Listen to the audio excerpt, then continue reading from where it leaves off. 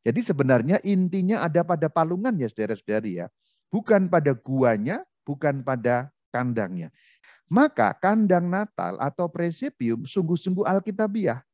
Mulainya pembuatan presepium yang pertama 10 Desember 1223. Pohon Natal tidak ada ayat-ayatnya dalam Alkitab, tidak ada saudara. Tapi presepium sungguh-sungguh sangat alkitabiah dan itu patut kita tambahkan dalam kegiatan kita membangun, menyiapkan Natal yang umumnya hanya pohon Natal saja. Saudara-saudari semuanya, Shalom Alaikum. Kita akan membahas sejarah kandang Natal. Kadang-kadang orang menyebut juga gua Natal. Sebenarnya mana istilah yang benar, Rama? Gua Natal atau kandang Natal? Ya, dua-duanya benar. Tidak ada kata gua, juga tidak ada kata kandang dalam istilah aslinya, karena istilah aslinya adalah presepium, yang secara harafiah berarti palungan. Jadi istilah yang paling tepat kalau mengikuti istilah latinnya adalah palungan Natal. Jadi bukan gua, bukan kandang, karena tema yang paling utama adalah palungannya, bukan guanya atau bukan kandangnya. Kenapa demikian? Kita akan simak sejarahnya. Dan saya akan mengajak saudara-saudari untuk menyimak sejarah kandang Natal, atau saya pakai istilah aslinya saja presepium, dari tulisan Bapak Suci Fransiskus yang berjudul Admirabile Signum. Admirabile mengagumkan, signum artinya tanda. Admirabile Signum merupakan surat apostolik yang ditulis oleh Paus Fransiskus. Intinya adalah tentang makna gua Natal itu apa dan pentingnya seperti apa. Ini adalah tempat di mana surat apostolik itu, dokumen tersebut dikeluarkan. Di mana itu? Yaitu di Greccio. Itu satu kota kecil di sebelah kira-kira utara Roma, tempat ziarah kelahiran Tuhan Yesus Kristus. Nah, pada tanggal 1 Desember tahun 2019, yaitu pada tahun ke-7 kepausan Paus Fransiskus, Sri Paus mengeluarkan dokumen ini, menandatanganinya di kota Greccio. Kita akan masuk pada artikel yang pertama atau nomor pertama. Bunyinya demikian. Tanda mengagumkan dari gua Natal atau kandang Natal yang sangat disukai umat Kristen tak henti-hentinya membangkitkan keheranan dan ketakjuban. Penggambaran kelahiran Yesus sendiri adalah pewartaan sederhana dan sukacita akan misteri inkarnasi Putra Allah. Jadi sebenarnya saudara-saudari, presepium atau kandang Natal merupakan satu jenis pewartaan, satu jenis katekese. Ini kira-kira nilainya sama dengan mosaik-mosaik di dalam gereja. Pada zaman kuno, mosaik-mosaik di dalam gereja itu sering disebut Injilnya orang miskin. Maksudnya apa? Maksudnya orang miskin pada zaman kuno itu kan sangat sederhana, sehingga mereka tidak punya kitab suci. Jangankan kok punya kitab suci, untuk makan sehari-hari pun mereka sulit sekali. Kalaupun mereka dapat melihat Alkitab, mereka tidak dapat bisa membaca. Karena pada zaman kuno banyak orang itu buta huruf, tidak mungkin mengakses bacaan-bacaan kitab suci. Maka di gereja-gereja zaman kuno dibuatlah mosaik-mosaik yang merupakan gambaran dari kejadian-kejadian di dalam Alkitab. Ada mosaik tentang Adam dan Hawa, ada tentang para nabi, ada tentang Raja Daud, bahkan kemudian sampai ke Perjanjian Baru. Mosaik tentang kelahiran Tuhan Yesus, lalu mujizat-mujizat beliau ketika mengajar, sampai juga pada penderitaan jalan salib, sampai pada wafat beliau dan kebangkitannya, serta naiknya beliau ke surga. Jadi, gambaran-gambaran pada zaman kuno selalu merupakan katekese yang sederhana, tetapi penuh dengan sukacita. Sederhana karena apa? Bahkan orang yang buta huruf pun akan mengerti cerita yang sedang dimainkan dalam suatu mosaik itu, atau cerita yang sedang dilukiskan dalam suatu mosaik itu. Kalau kita pergi ke Jawa, Jawa Tengah, Yogyakarta, di mana banyak candi, itu mirip seperti pada zaman kuno, orang Hindu dan Buddha menggambarkan kejadian-kejadian mengenai iman mereka dalam relief-relief yang dipahat pada batu candi. Prinsipnya sama. Sehingga orang-orang yang simpel akan mengerti ceritanya. Itulah yang dimaksudkan dengan presepium atau kandang Natal. Maka saudara-saudari, meskipun kandang Natal tidak ada kaitan langsung dengan perayaan liturgi, saya katakan tidak ada kaitan langsung dengan perayaan liturgi karena memang tidak ada ritus yang berkaitan dengan kandang Natal. Kalaupun ada itu merupakan satu tambahan-tambahan belaka, bukan merupakan inti dari liturgi itu. Secara simpel, ada kandang Natal atau tidak, liturgi tetap berjalan. Liturgi Natal, liturgi malam Natal, liturgi hari raya Natal. Tidak ada kaitan langsung. Tetapi memang berhubungan sangat erat. Karena itu merupakan pewartaan yang tersendiri. Bagaimana inkarnasi Putra Allah. Inkarnasi itu bukan reinkarnasi ya, jangan salah. Itu dua kata yang berbeda. Inkarnasi dan reinkarnasi itu bukan kata yang sama. Inkarnasi itu maksudnya firman menjadi manusia. Ayatnya di Yohanes 1 ayat yang ke-14. Firman telah menjadi manusia. Istilahnya inkarnasi. Kita lanjutkan pembahasan mengenai gambaran-gambaran ini. Selanjutnya ada kalimat seperti ini. Gambaran kelahiran itu seperti sebuah Injil hidup yang muncul dari halaman-halaman kitab suci. Ketika kita merenungkan kisah Natal, kita diundang untuk memulai sebuah perjalanan rohani yang berawal dari kerendahan hati Allah yang menjadi manusia untuk menjumpai setiap orang. Ini yang tadi saya katakan Allah menjadi manusia atau lebih tepatnya firman Allah yang menjadi manusia. Yohanes 1 ayat yang ke-14. Bagian ini pentingnya apa? Injil yang hidup. Injil yang hidup maksudnya apa? Karena kemudian halaman-halaman Alkitab, terutama yang terkait dengan kisah seputar Natal, menjadi hidup.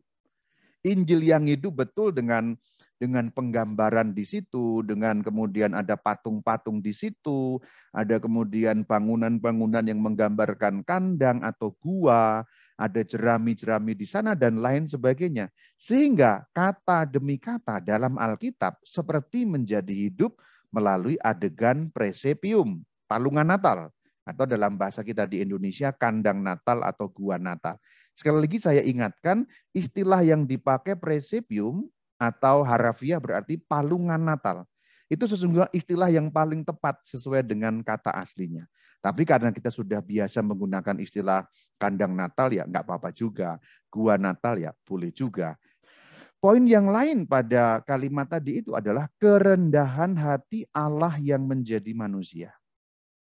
Sesungguhnya dengan menonton kandang Natal, melihat, mengamati, kita lalu dibawa kepada satu poin utama, itulah kerendahan hati Allah. Allah yang maha tinggi itu, yang maha kuasa itu, rela dan berkenan untuk mendatangi umatnya bahkan lahir dalam wujud yang sangat sederhana. Kesederhanaan itu bahkan ditampilkan dengan tempat di mana beliau dilahirkan. Kita sudah tahu dalam cerita-cerita Injil. Jadi sebenarnya presepium itu memberi kita pelajaran yang berharga mengenai Allah yang begitu rendah hati, merendahkan dirinya dengan menjadi manusia. Itulah yang diajarkan melalui adegan-adegan di dalam presepium. Selanjutnya kita dalami. Kita menjadi sadar bahwa begitu besar kasihnya kepada kita. Bahwa ia menjadi salah satu dari kita, sehingga kita pada gilirannya dapat bersatu dengannya.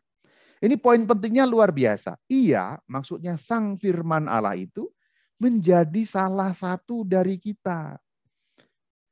Allah yang tidak dapat dilihat, tidak dapat diraba, tidak dapat diindra, kemudian menjadi dapat dilihat, dapat dipegang, dapat diraba, dapat diindra, menjadi salah satu dari kita. Karena beliau pun manusia biasa seperti kita.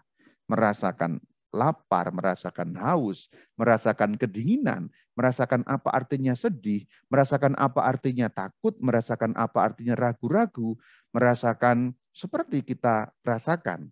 Alkitab katakan, ia sama dengan kita dalam segala sesuatu, kecuali dalam satu hal yaitu dosa. Satu-satunya yang membedakan kita dengan manusia Yesus adalah dosa. Yang lainnya persis sama. Apa yang kita rasakan, penderitaan-penderitaan yang kita alami, beliau juga mengalami penderitaan. Tentulah kita mengetahui kisah-kisah itu. Dengan surat ini, lanjut dokumen itu dengan surat Admirabilisium yang dimaksud, saya di situ Bapak Suci Fransiskus ingin mendukung tradisi indah keluarga dalam mempersiapkan suasana kelahiran Yesus pada hari-hari menjelang Natal. Tetapi juga kebiasaan membuatnya di tempat kerja, di sekolah, di rumah sakit, penjara, dan tempat-tempat umum. Jadi dengan surat Admirabilisium ini, Bapak Suci kita mendukung tradisi itu jika sudah ada di dalam keluarga. Maka bagus sekali selain membuat pohon Natal, sangat bagus kalau memang kita dapat mempersiapkan bagaimana kelahiran Yesus itu juga kita gambarkan dengan presepium, kandang Natal, meskipun sederhana yang dapat kita buat di rumah. Jadi dukungan ini diberikan langsung oleh Bapak Suci untuk Anda yang setia menyiapkan presepium di rumah. Namun juga dikatakan demikian, imajinasi dan kreativitas yang hebat selalu ditunjukkan dalam menggunakan bahan-bahan yang sangat beragam untuk menciptakan hasil-hasil karya indah sederhana. Nanti di bagian yang selanjutnya ketika kita bicara mengenai sejarah munculnya, sangat sederhana. Dan itu diceritakan oleh Bapak Suci kita bagaimana sejarah presepium itu. Sebagai anak-anak, lanjut dokumen itu, kita belajar dari orang tua dan kakek nenek kita untuk menjalankan tradisi yang penuh sukacita ini, yang merangkum kekayaan, kesalehan populer. Dikatakan sukacita, bahkan dengan membuatnya saja kita sudah dipenuhi dengan kebersamaan, bukan? Ketika di sana ayah, ibu, anak-anak, kemudian merancang bersama, membuat bersama, meluangkan waktu bersama, itu sesungguhnya merupakan salah satu bentuk persiapan Natal yang luar biasa. Karena kebersamaan Anda juga dipupuk dengan membuat presepium. Tentu bisa ditambahkan juga dengan pohon Natal yang kita punya, yang umumnya adalah pohon cemara. Agak-agak lucu juga sebenarnya ya kita memasang pohon cemara, ada salju yang kita pakai dengan kapas-kapas. Padahal kita di sini panasnya luar biasa. Tapi tidak apa-apa, itu bagian dari tradisi kecil yang juga berkaitan dengan liturgi Natal. Tidak ada hubungannya, tapi bersangkutan juga. Kita lanjutkan. Saya berharap, saya di sini Paus, agar kebiasaan ini tidak akan pernah hilang. Jangan sampai hilang. Sebaliknya, agar dimanapun kebiasaan itu tidak digunakan, kalau belum ada, hendaknya dapat ditemukan kembali dan dihidupkan kembali. Termasuk juga kalau memang tidak punya kebiasaan, ayo mencoba membuat supaya dapat kita ada kebersamaan mempersiapkan Natal. Bagian yang penting adalah presepium.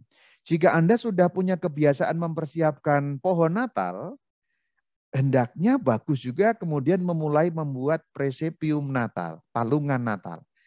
Jadi sebenarnya intinya ada pada palungan ya saudara-saudari ya. Bukan pada guanya, bukan pada kandangnya.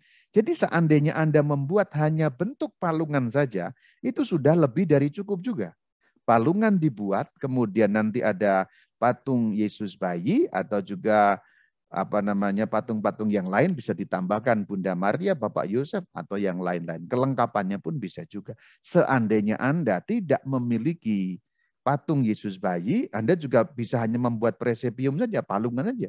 Di bawah pohon Natal Anda membuat palungan, itu pun sudah melebihi dari cukup untuk mempersiapkan ini. Tahun-tahun berikutnya kemudian Anda rezeki ada bisa beli patung-patung itu, lebih meriah lagi, saya kira akan lebih baik juga ya.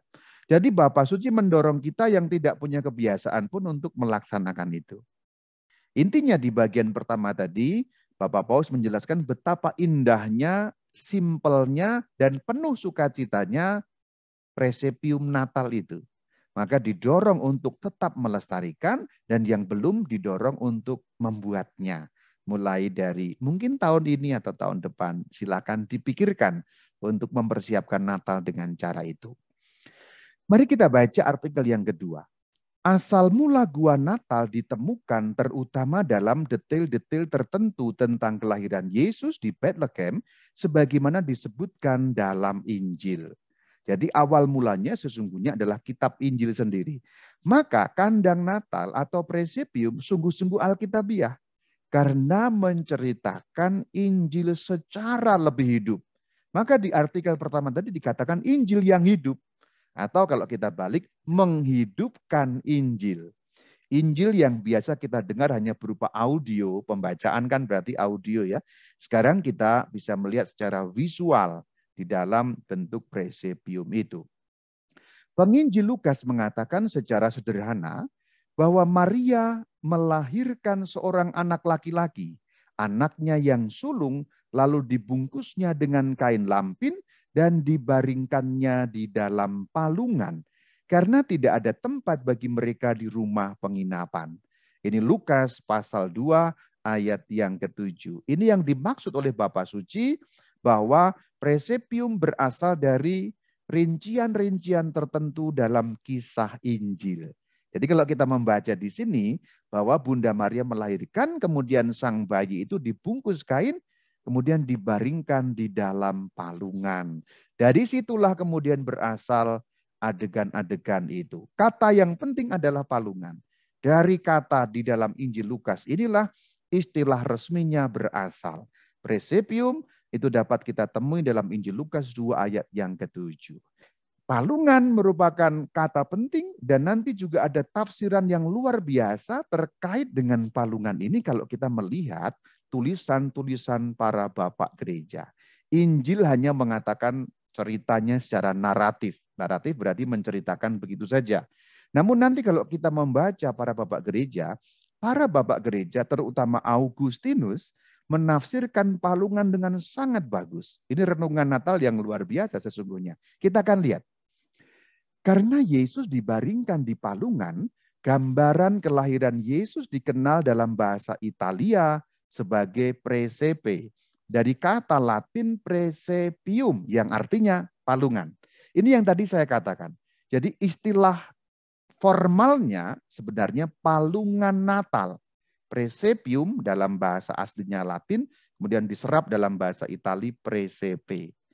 Ya, yang benar palungan Natal, gua Natal, kandang Natal, samalah. Tidak usah berdebat, itu hanya soal terminologi, istilah saja. Tapi bahwa kita tahu maksudnya apa. Namun saya pribadi sebenarnya lebih suka istilah Latinnya presepium, yang artinya palungan. Karena intinya ada di situ. Intinya bukan pada kandangnya, bukan pada guanya, bukan pada bangunan yang menaunginya. Kan bukan itu sebenarnya. Karena inti ada pada palungan seperti yang ditulis di dalam Injil Lukas itu. Saya itu lebih pada kesukaan saya pribadi ya, tapi saya tidak alergi menggunakan istilah kandang Natal. Bahkan judul seminar ini bukan sejarah kandang Natal karena yang sudah biasa. Kalau saya beri judul sejarah palungan Natal orang mungkin nggak terlalu banyak tahu juga ya. Hanya saya pribadi preferensi saya lebih suka palungan. Kenapa? Alasannya ini dia. Datang ke dunia ini, anak Allah dibaringkan di tempat binatang-binatang diberi makan. Jerami menjadi alas tidur pertama dari Dia yang akan menyatakan dirinya sebagai roti yang telah turun dari surga. Yohanes 6 ayat 41. Perhatikan. Sang putra, firman yang menjadi manusia, tempat tidur pertamanya apa? Palungan. Palungan itu apa? Tempat makanan-makanan binatang. Berarti yang ada di palungan itu apa? Makanan untuk binatang. Dalam hal ini domba-domba. Jadi itu sambungnya di sini saudara-saudari. Ini teologi yang luar biasa. Jadi cerita mengenai palungan yang simpel sekali itu sebenarnya kalau kita melihat secara teologis, secara makna dalam Alkitab itu tidak sederhana. Kata palungan itu sendiri kalau kita uraikan, menguraikan makna Natal itu sendiri. Natal kelahiran Sang Firman yang menjadi manusia. Alas tidur pertama beliau adalah palungan. Palungan itu tempat makan. Sumber makanan bagi domba-domba ada di palungan. Yesus Kristus juga makanan, yaitu roti yang telah turun dari surga menurut Yohanes 6 ayat 41. Anda sudah melihat hubungannya? Mari kalau belum melihat hubungannya, saya akan sampaikan kalimat lanjutan yang dikutip dari para bapak gereja, terutama Santo Augustinus. Kita baca.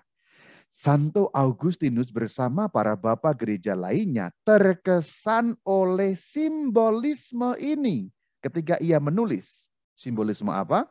Simbolisme palungan. Dibaringkan di palungan, ia menjadi makanan kita. Saya ulangi. Dibaringkan di palungan, Yesus Kristus menjadi makanan kita. Simbolik sekali bukan? Karena Yesus Kristus juga adalah roti yang turun dari surga, yang kita santap dalam santapan kurban misa, maka pada hari pertama beliau datang ke dunia pun sudah sangat simbolik beliau ada di palungan sebagai makanan. Jadi itu simbolik sekali. Palungan isinya makanan domba. Kita ini domba Kristus, makan Kristus yang ada di palungan sebagai makanan kita. Jadi ini kalau dipakai sebagai khotbah Natal sudah luar biasa. Ini selama ini mungkin kita tidak terlalu terpikir mengenai ini. Tapi para bapak gereja, simbolisme itu diuraikan, ditafsirkan dengan luar biasa. Sehingga ketika kita membacanya, kemudian, sedahsyat itu penafsirannya dan menghubungkannya. Roti yang turun dari surga adalah Yesus Kristus. Letaknya ada di palungan. Palungan tempat makanan. Maka klop beliau menjadi makanan yang menguatkan kita sehari-hari. Nanti saya malam Natal khotbah ini. Saya mau memilih ini. Baru tahu ya. Lalu Natal punya arti yang sedikit lebih dalam. Lebih dari sekedar hanya yeay kelahiran Yesus happy. Enggak hanya seperti itu ya rupanya ya.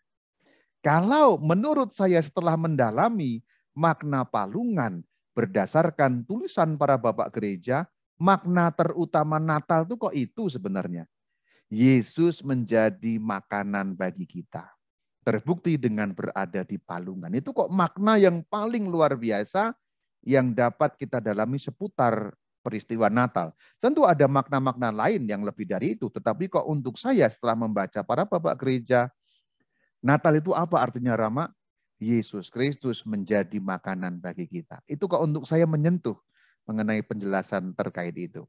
Kita lanjutkan dokumen ini. Memang gambaran kelahiran melambangkan sejumlah misteri kehidupan Yesus dan mendekatkan misteri itu kepada hidup kita sehari-hari. Betul, mendekatkan sehingga kita bisa menjangkau misteri itu yang 2000 tahun lalu terjadi, kita sekarang masih bisa menyaksikan itu dengan mata kepala kita sendiri. Selanjutnya, marilah kita kembali ke asal-usul gua Natal yang sangat akrab dengan kita. Kita perlu membayangkan diri kita ada di kota kecil Italia, Greco, Lembah Reatina. Nah ini sekarang kita masuk kepada sejarah kandang Natal. Kandang Natal atau Presepium Natal dimulai dari kota kecil di Italia, Greco. Greco itu ada di mana? Mari kita simak melalui peta yang sudah saya tampilkan di layar. Nomor 4 di bagian bawah itu ada Roma. Greco itu naik sedikit. Antara Roma dan Asisi. Kita tahu nanti melalui pendalaman terkait ini, yang pertama kali membuat Presepium Natal adalah Santo Fransiskus Asisi. Dan pada waktu itu, ia sedang dalam perjalanan pulang menuju Asisi dari Roma. Kalau kita lihat dalam zaman sekarang, ini petanya, Roma ke Greco kira-kira 93 km, anggaplah 100 lah. Pukul rata kira-kira jaraknya 100 km antara Roma dan Greco. Santo Fransiskus berhenti di Greco, kemungkinan besar dalam perjalanan kembali dari Roma, di mana pada 29 November 1223, ia menerima penetapan regulanya dari Paus Honorius ketiga. Nah kita lihat bagaimana wajahnya Santo Fransiskus Asisi. Inilah Santo Fransiskus Asisi yang sering digambarkan sangat dekat dengan binatang-binatang. Kita lanjutkan. Fransiskus sebelumnya telah mengunjungi Tanah Suci dan gua-gua di Greco mengingatkannya pada daerah pedesaan Bethlehem. Oh rupanya sebelum dari Roma beliau sudah sampai ke Tanah Suci, sudah sampai ke Bethlehem. sehingga dapat melihat bagaimana keindahan di Bethlehem itu, gua-gua yang ada di Bethlehem, yang ada di padang gembala sekitar Bethlehem itu. Kemudian ternyata ketika sampai di gereja, mungkin beliau ingat, oh ini mirip-mirip dengan yang di dekat-dekat Bethlehem pada saat beliau mengunjungi tanah suci itu. Sekarang saya bawa Anda lebih dulu untuk melihat seputar Bethlehem. Ini padang gembala. Ini tempat itu sekarang didirikan gereja yang namanya Gereja Padang Gembala. Di belakangnya sana ada gua-gua kecil yang biasanya dipakai untuk merayakan misa kalau ada peziarah. Jadi kalau suatu kali Anda memiliki rezeki, Tuhan izinkan untuk berziarah, berziarahlah lebih dahulu ke Tanah Suci. Jangan ke Roma lebih dulu. Tanah Suci, Anda ke Yerusalem, Anda ke Bethlehem, pasti paketnya akan ke sana ya. Pasti ada Bethlehem, pasti ada Nazaret, pasti ada Yerusalem. Kalau Anda punya rezeki, kemudian ingin berziarah, datanglah nomor 1 ke Tanah Suci. Jangan ke Roma dulu.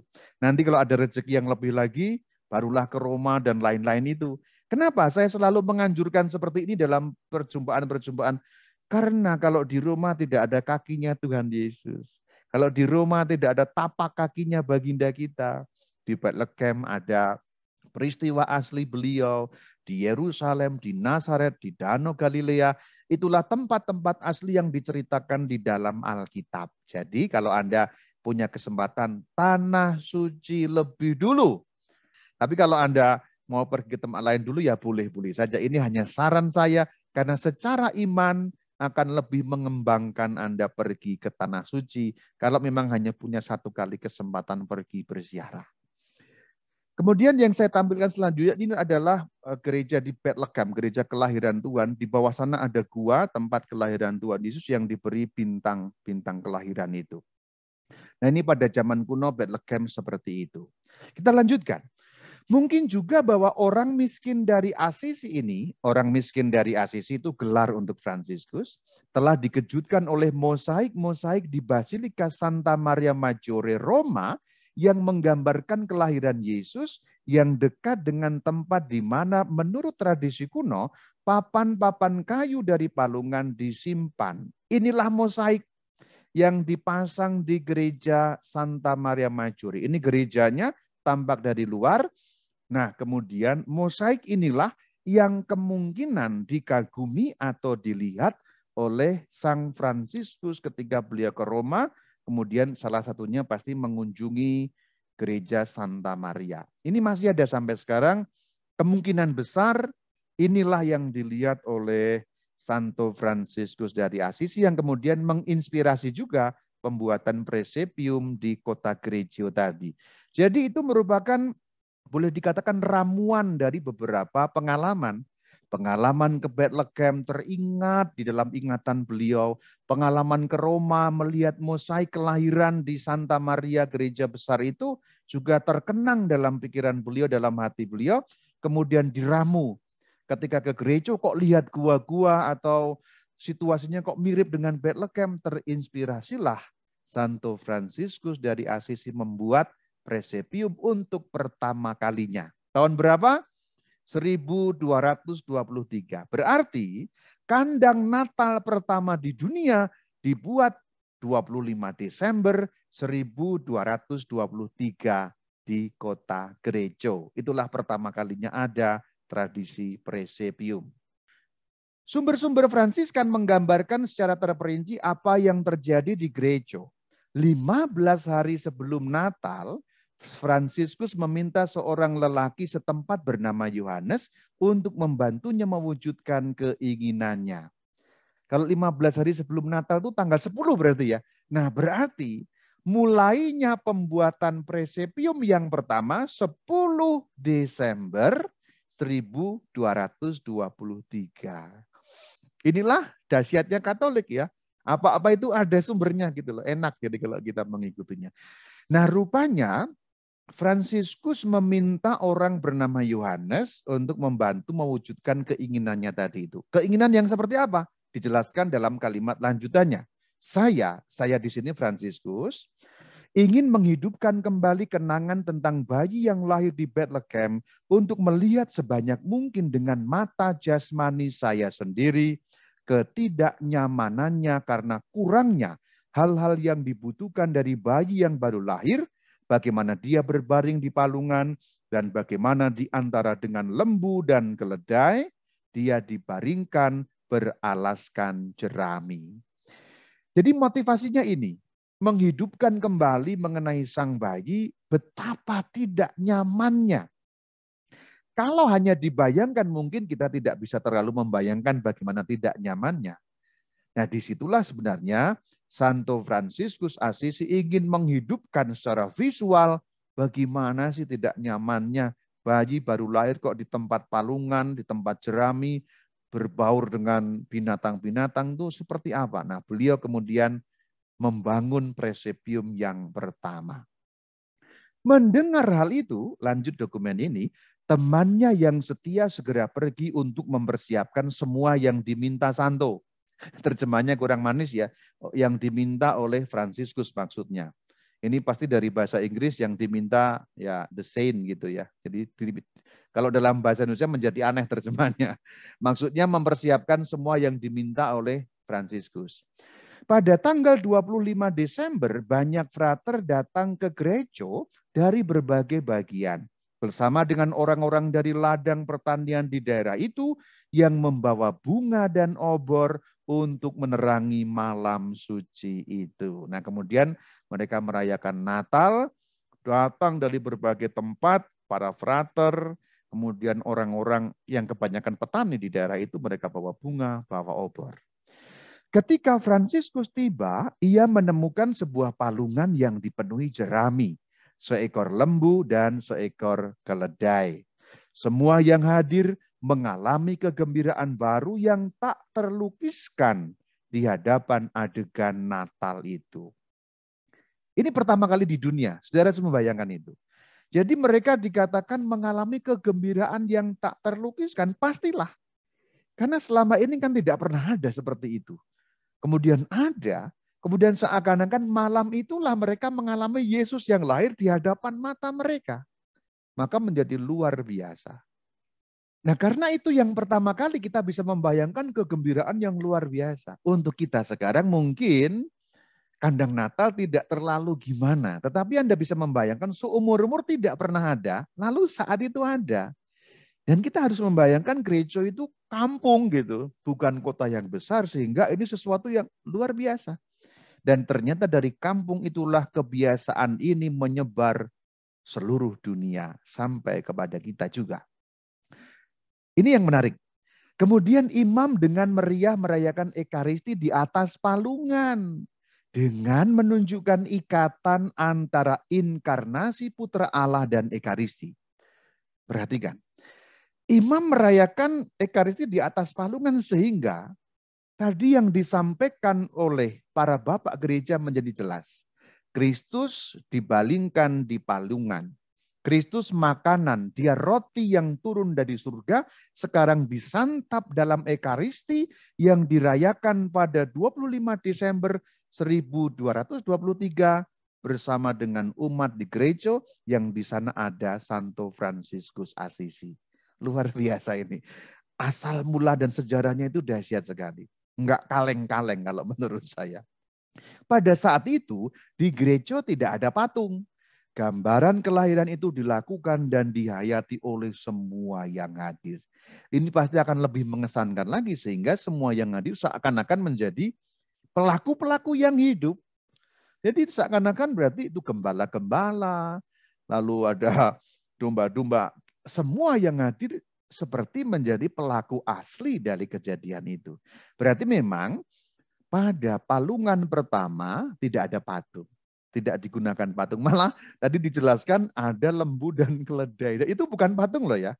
Yang dijelaskan di bagian awal, ketika Fransiskus tiba, ia menemukan palungan dengan jerami, lalu seekor lembu dan keledai itu asli. Jadi bukan patung itu.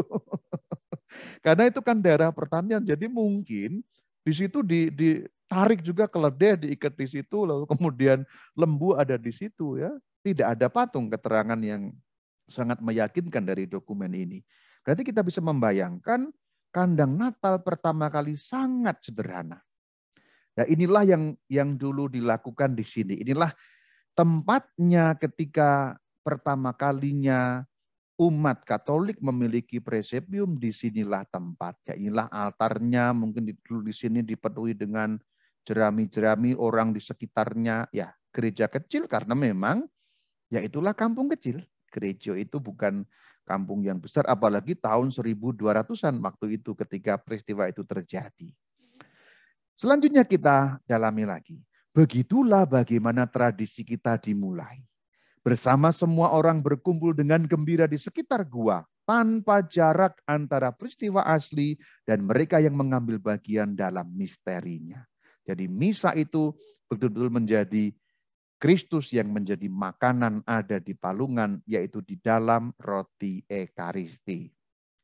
Thomas Celano, penulis biografi pertama Santo Fransiskus, mencatat bahwa pada malam itu gambaran yang sederhana dan mengharukan ini disertai dengan karunia penglihatan yang luar biasa.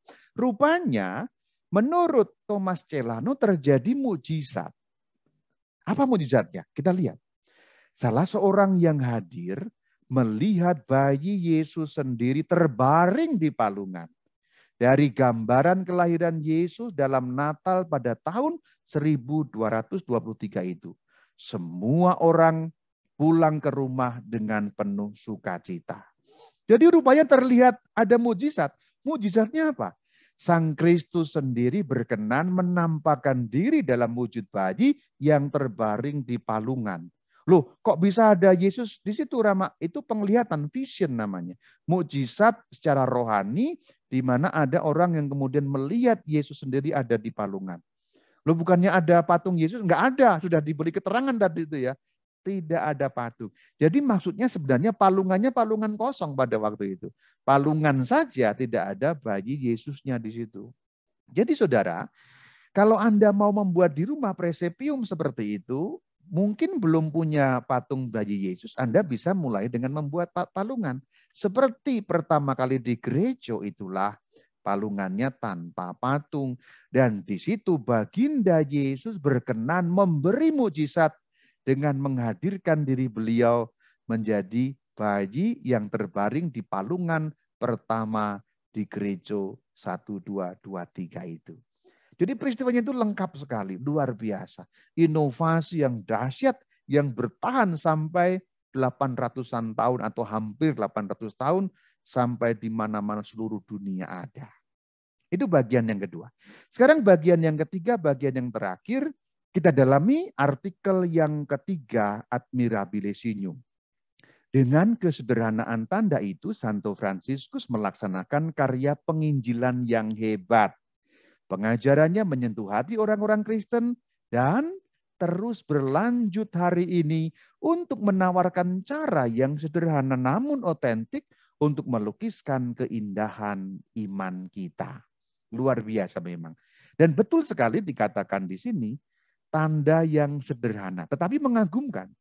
Dan dengan itu, Santo Fransiskus sudah mengadakan katekese yang luar biasa. Dulu belum ada YouTube, belum ada WhatsApp, belum ada Zoom, belum ada Sadarkat Kit. Santo Fransiskus sudah melaksanakan karya katekese yang luar biasa.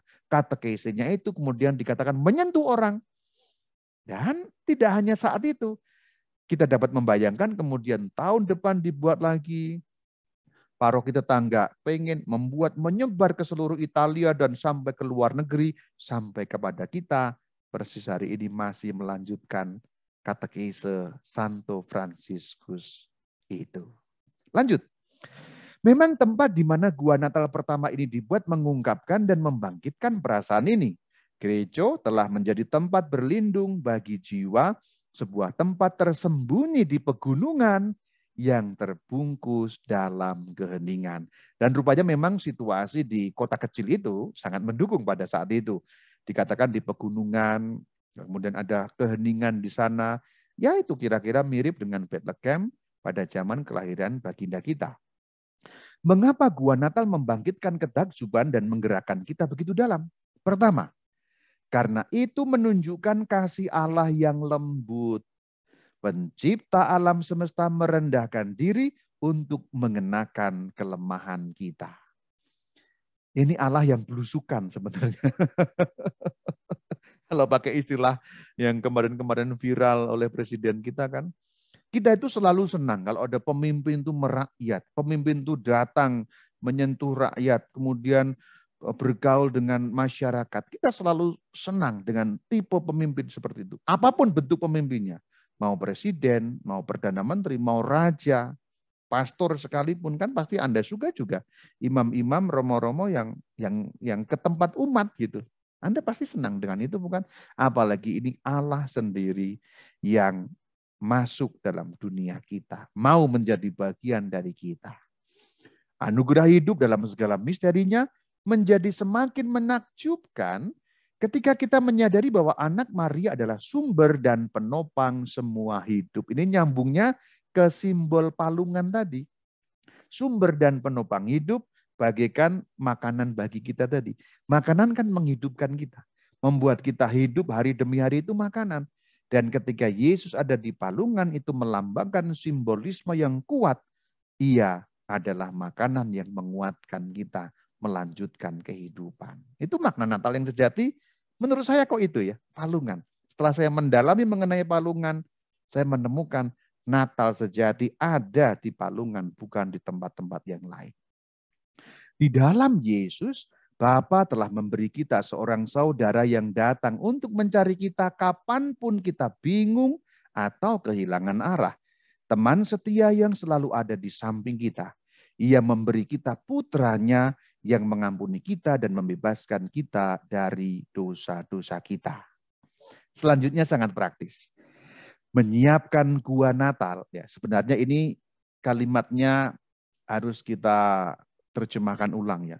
Menyiapkan palungan Natal. Nah, menyiapkan presepium ya. Jadi jangan terjebak pada kata gua ini. Terjemahannya kita perbaiki ya. Menyiapkan presepium alias palungan di rumah kita, membantu kita menghidupkan kembali sejarah tentang apa yang dulu terjadi di Bethlehem.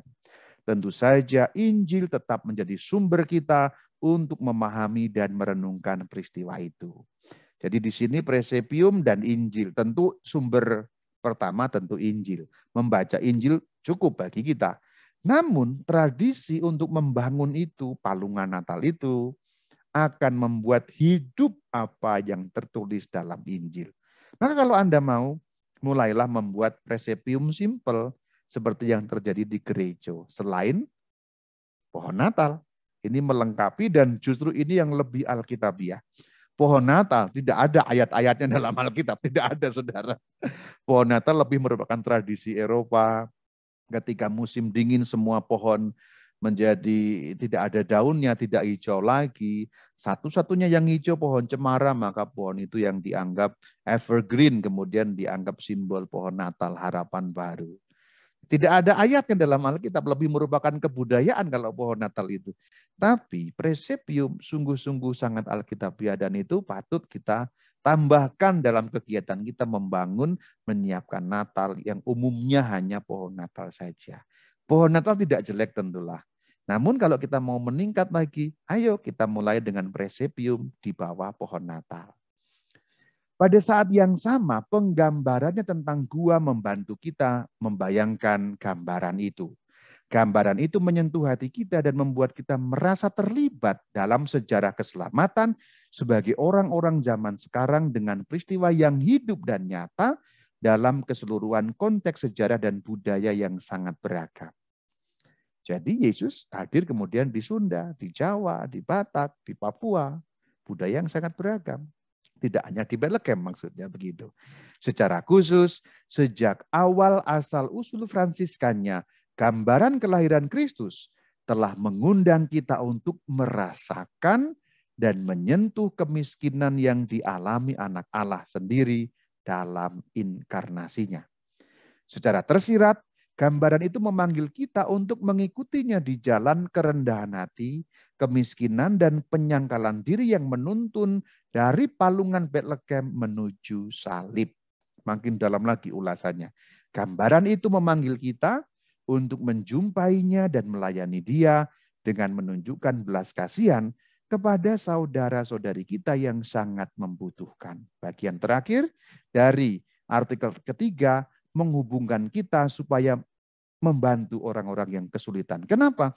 Karena Sang Kristus sendiri tampil dalam wujud yang memang sangat simpel, sederhana. Jadi bahasa gampangnya dengan kamu melihat kelahiran Sang Kristus itu, kamu jadi punya empati kepada orang yang kesulitan. Karena Sang Kristus pun bahkan pada malam kelahirannya kesulitan. Jadi kemudian Paus Fransiskus mengajak kita dengan gambaran palungan itu, kita juga dapat tergerak menunjukkan kebaikan kepada mereka yang membutuhkan. Seperti yang disebutkan Tuhan dalam Injil Matius pasal 25. Demikian mengenai sejarah kandang Natal atau gua Natal atau istilah aslinya presepium yang saya kutip dari tulisan Bapa Suci Paus Fransiskus Admirabile Signum dari artikel pertama sampai yang ketiga. Sementara untuk artikel yang keempat dan seterusnya kita bahas selanjutnya karena itu bicara mengenai makna dari presepium. Dengan ini pembicaraan mengenai sejarah sudah selesai. Shalom Alaikum. Alaikum Shalom.